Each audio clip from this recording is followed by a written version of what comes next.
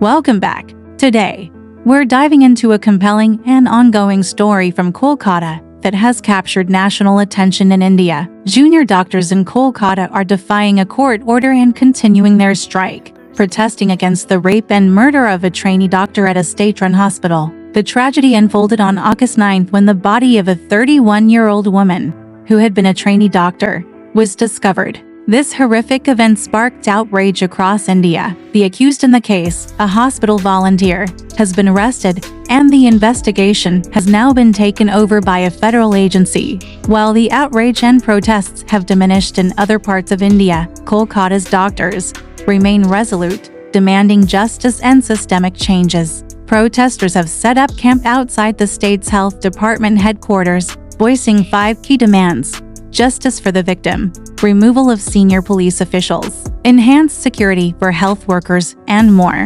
Despite the Supreme Court's deadline for them to return to work passing, the doctors in Kolkata remain firm in their stance, continuing their protests until their demands are met. The ongoing strike has put significant pressure on the West Bengal government, which has faced criticism from the courts for its handling of the case. The local administration and police have been accused of lapses, though they deny any wrongdoing. The state government has reported that 23 people have died due to not accessing medical services during the strike, and local channels and social media have shared stories of patients experiencing negative impacts on their treatment. However, the protesting doctors argue that emergency services have not been disrupted. Dr. Amrita Bhattacharya from the West Bengal Junior Doctors Front has stated that while they are not able to fully replace hospital facilities, they are providing healthcare through telemedicine from the protest sites. This measure ensures that critical care is still available,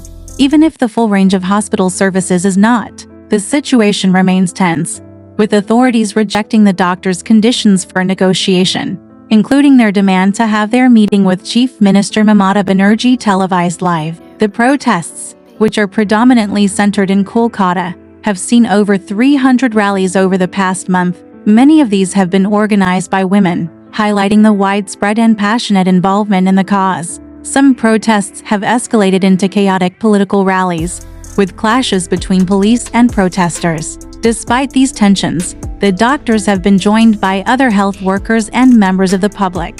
They are united in their calls for justice, with banners and posters demanding accountability. The victim, referred to as Abhaya, meaning fearless, is remembered and honored through these protests. The murder has deeply affected the doctors, with Dr. Bhattacharya sharing that her own mother would call her daily to ensure her safety. The sense of fear and insecurity has intensified, making it difficult for the doctors to return to their work knowing that those responsible might still be free. Political accusations have emerged, with a state minister alleging that the protests have been politicized by rival parties. However, the doctors maintain that their actions are not politically motivated. Dr. Sumantra Day emphasizes that the protests are a united effort, likening their solidarity to a football team playing for the same goal, regardless of individual affiliations. This situation highlights not only the personal impact of the tragedy on the medical community, but also the broader issues of safety and justice within the healthcare system. The doctors' continued strike underscores their commitment to demanding change and ensuring that such a tragedy does not go unanswered.